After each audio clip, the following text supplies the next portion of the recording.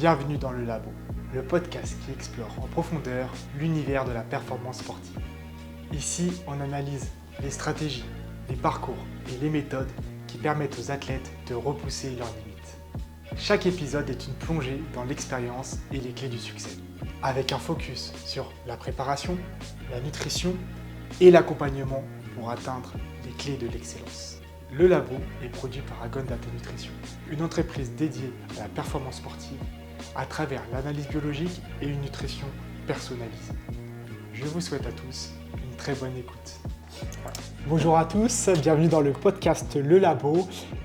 Comme vous le savez, on est ici avec Felipe Medeiros pour discuter d'un sujet en particulier. Donc bonjour à toi Felipe, comment vas-tu ? Ça va très bien et toi ? Super, très bien, en pleine forme aujourd'hui. Le sujet d'aujourd'hui, ça va être le régime cétogène. Voilà. On va parler de ce sujet parce que je sais que tu as pas mal travaillé, fait des recherches dessus dernièrement et que tu l'as mis en place pour différents sportifs à toi. C'est un régime qui est un petit peu connu, les gens connaissent de nom mais ne savent pas vraiment qu'est-ce que c'est. Donc ça va être vraiment le but de ce podcast, de comprendre quel est ce régime, à quoi ça sert, quels sont les avantages, les inconvénients. Donc, je vais te laisser la main et puis laisser expliquer à nos auditeurs qu'est-ce que c'est le régime cétogène. Ok, donc alors le régime cétogène en fait de base il est fait pour qu'on puisse utiliser donc le gras comme source d'énergie. D'accord. Voilà, mais pour ça il faut que notre corps il soit donc céto-adapté. Donc ça veut dire que le corps il va réussir à rentrer dans un processus où il va donc produire des corps cétoniques dans le foie et il va nous aider donc à mieux oxyder le gras. Et ça, donc ça sera notre source d'énergie primaire, en fait, l'objectif c'est ça, et que donc à travers l'effort qu'on va faire dans la vie de tous les jours, en dormant, activité ou autre, qu'on puisse donc brûler du gras et tout simplement perdre du gras plus facilement. Ok, voilà. Parce que du coup, par rapport à notre podcast précédent spécifique sur les sports d'endurance, on parlait c'était vraiment les glucides, l'apport principal d'énergie, donc là c'est vraiment hacker un peu le corps et le faire en sorte qu'il puise dans le gras, c'est ça ? Voilà. En fait, ce qui est charmant et ce qui est attirant avec la diète cétogène, c'est que c'est vrai qu'on va perdre du poids très rapidement. Dès la première semaine, souvent les gens ils vont perdre quelques kilos. Sauf qu'en fait, ce qu'on perd, c'est surtout de l'eau et du glycogène. Ok. Voilà. Donc, le truc, c'est que c'était bon. Encore ces dernières années, ça s'est calmé un peu. Mais dans les 10 dernières années, donc, on utilisait ça pour attirer les gens, pour leur dire voilà, si vous voulez perdre du poids, enlevez les glucides, consommez seulement des protéines et du gras. Et vu que les gens, ils adorent manger du bacon, ils vont manger des œufs, ils sont contents. Ok. Mais ça, c'est le mauvais côté du régime cétogène. C'est ça, exactement. Ok, ça marche. Il faut savoir qu'il y a des points positifs et négatifs, mais on va essayer de comprendre les deux. Donc, le point positif, c'est que c'est vrai que quand on a sorti des études sur la diète cétogène, on a pu voir que ça pouvait donc éviter le développement de certains cancers. Voilà, et ça pouvait surtout éviter des crises d'épilepsie chez les personnes qui souffrent d'épilepsie. Ok, donc, d'accord, très bien. Donc en gros, quand ils sont dans leur phase aiguë, donc en crise, le fait de réduire les glucides, on a vu que ça pouvait aussi baisser leur temps de crise en fait. Ok, très bien. Donc c'est intéressant. Sauf que pour l'épilepsie, d'accord, ça c'est intéressant, mais on a vu que le cancer en fait, il arrivait à s'adapter et il réussissait malgré tout à continuer à se développer, même avec une réduction de glucides. Ok, donc très bien. Il n'y a pas eu vraiment d'effort là-dessus. Et en fait, le côté, donc là j'ai dit ce qui était censé être positif, mais il y a le côté négatif. Le côté négatif, c'est que voilà, donc pour performer, on a besoin de glucides. Donc il y a des personnes qui arrivent à s'adapter, mais c'est au bout de quelques mois de diète cétogène. Parce qu'il faut savoir que dans une diète cétogène, quand on regarde les calories, 70%, donc au-dessus de 60% des calories, c'est des lipides, donc c'est du gras. Ok, c'est énorme par rapport à un régime classique. Voilà, 20-30%, donc ce sera des protéines. Ok. Et en dessous de 10%, c'est des glucides. Donc ça veut dire qu'il y a très peu de glucides dans l'alimentation. Et du coup, c'est la première phase de ce régime-là, elle doit être difficile. Elle est difficile ou ça se passe plutôt bien ? Pas forcément au début, ça va, parce que les gens ils sont contents, ils consomment du gras, ils sont contents. Sauf que oui, au fur et à mesure, ils vont avoir en fait le cerveau aussi consomme des glucides, donc va avoir peut-être des problèmes, des maux de tête ou des problèmes de réflexion, de problèmes pour se concentrer sur quelque chose. Des fois, il y en a, ils vont même se sentir mauvais de la bouche parce qu'en fait, ils rentrent en cétose et ça a une odeur en fait. D'accord, ok. et ça peut aussi gêner donc, la performance. Alors, on a vu qu'il y a des personnes, il y a même des études qui montrent, ils ont pris des groupes de crossfitters, que quand ils font entre 3 et 6 mois de diète cétogène, ils arrivaient à performer, voire même encore plus. Ok. Voilà. Sauf que au bout de 6, 8, 9 mois, bon, après, il faut savoir que ces études, elles ont été faites par des personnes qui adorent les diètes cétogènes. Donc, il faut les défendre aussi, ce qu'ils pensent. Donc, oui, ok, d'accord. Il Voilà. faut voir aussi les contre-études. Exactement. Ok, très bien. Mais on ne sait pas, au bout de 9, 10 mois, comment ils sont ces personnes-là.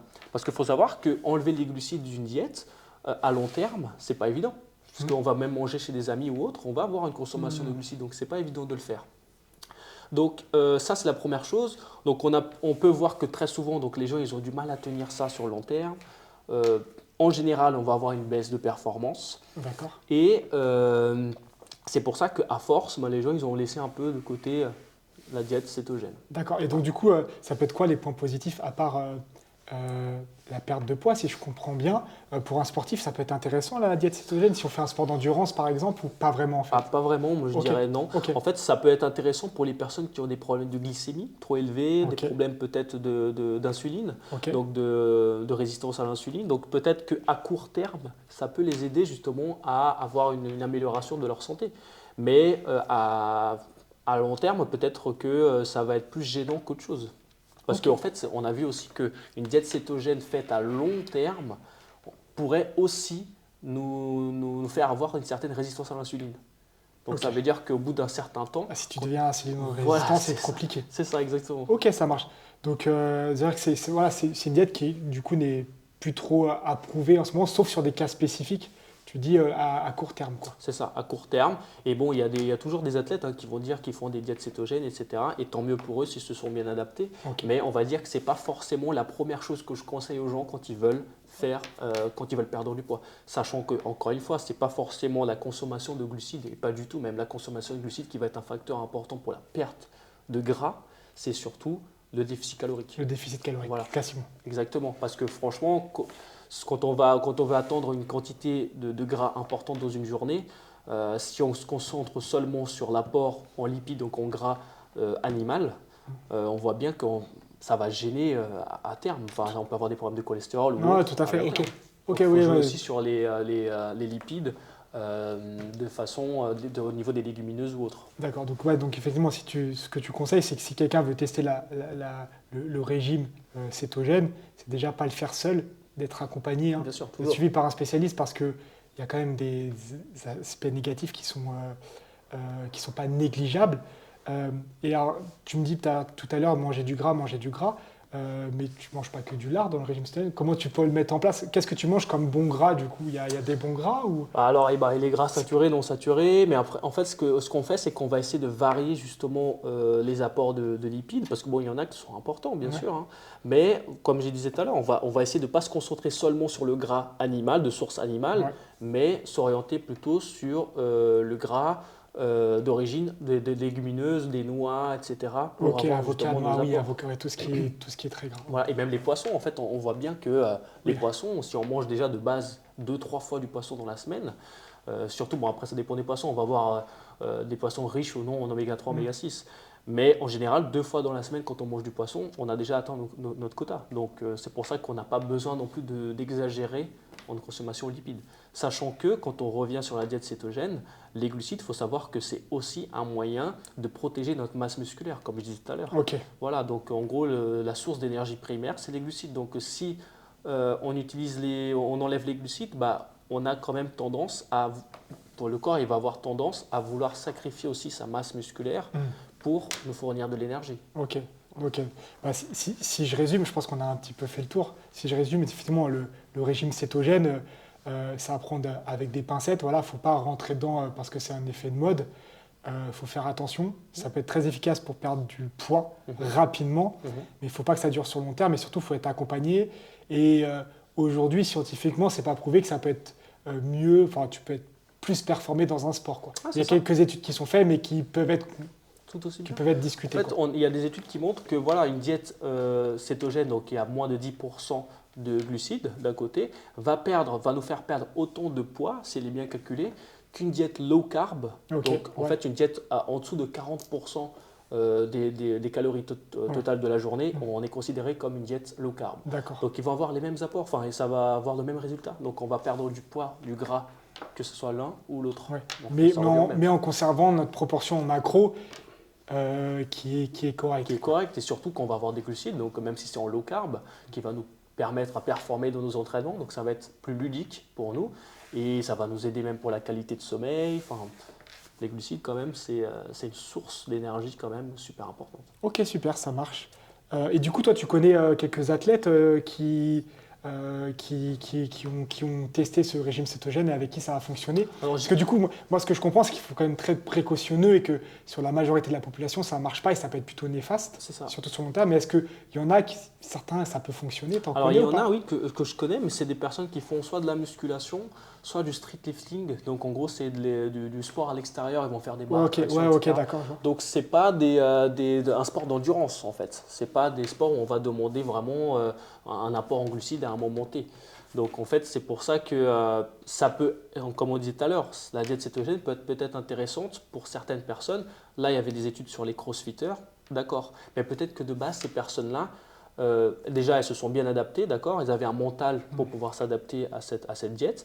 Mais est-ce que si ces personnes-là consommaient des glucides un peu plus, est-ce qu'ils n'auraient pas performé plus? Oui, peut-être qu'ils ont simplement progressé parce qu'ils mangeaient n'importe comment avant aussi et que du coup, C'est ça. Oui. Le simple fait de mettre une routine en place. Une seule étude ne suffit pas. Voilà, le simple fait de... Parce que souvent, ces personnes qui font ces diètes-là, ils vont faire un peu plus attention à ce qu'ils mangent.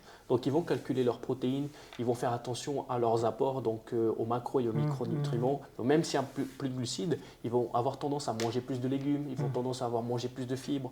Donc, il y aura une amélioration du microbiote intestinal. Ça va aider aussi à leur système immunitaire parce qu'ils consomment aussi des protéines avec. Mais est-ce que ça ne va pas jouer sur leur performance à long terme? Oui, c'est ce que tu disais tout à l'heure. Ça. Ok, ça marche. Merci pour cet éclairage sur le régime cétogène que, pour le coup, moi, je ne connaissais pas vraiment. Et ça m'a donné envie de m'intéresser, d'en savoir un petit peu plus.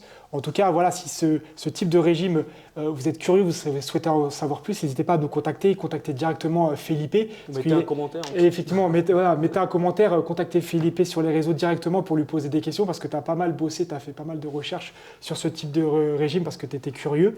Donc n'hésitez pas à le contacter si vous avez des questions par rapport à ça. Et surtout, faites pas ça seul parce que ça peut être quand même assez dangereux pour la santé de faire ce type de régime seul si on n'est pas accompagné. Exactement. De toute façon, tout type de régime sera dangereux. Tout à fait, on est d'accord. Voilà. Bon, merci à toi Felipe, bonne journée et puis à très vite. Ciao, Je vous dis à tous bonne journée. Merci de nous avoir écoutés jusqu'au bout. Si vous êtes encore là, c'est que vous avez sûrement apprécié cet épisode. Alors n'hésitez pas à suivre notre invité sur les réseaux sociaux, tous les liens sont en description. Et si vous voulez en savoir plus sur l'optimisation de la performance, une nutrition personnalisée et notre approche unique, rendez-vous sur le site d'Agon Data Nutrition. À très bientôt pour un nouvel épisode dans le labo.